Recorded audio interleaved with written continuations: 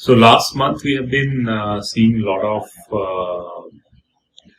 trade war related news, and we have seen China imposing something, US imposing something, and then in the middle of that we also had our monetary policy review, in which RBI decided to lower the rates further, which is, if you look at it, is in line with what is happening globally, because if you look at most of the major central banks, they are going in the accommodative stance. They're trying to provide liquidity, and that liquidity, virtually, if you look at, will ultimately flow to the emerging markets, right? So what we are seeing right now, that the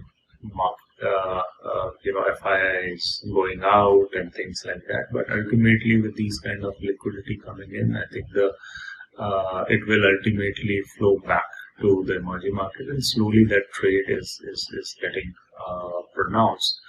Other than that, obviously, we saw finance minister coming out a couple of times and announcing few measures.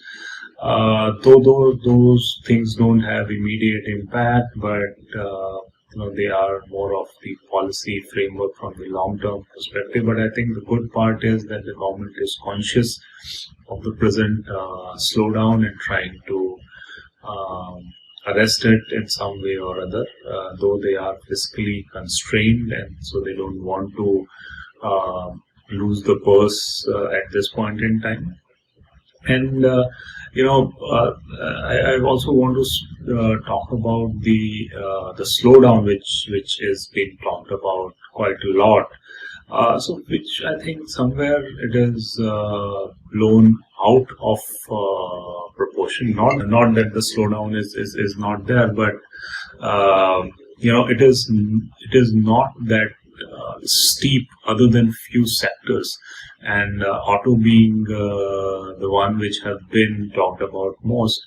Where yes, there are slowdown because of some of it is structural in nature, some of it is in behavioral in nature, like we talk about Ola, Uber kind of a thing, and some of it is cyclical in nature, because you have been selling cars for some time. There has to be a down cycle.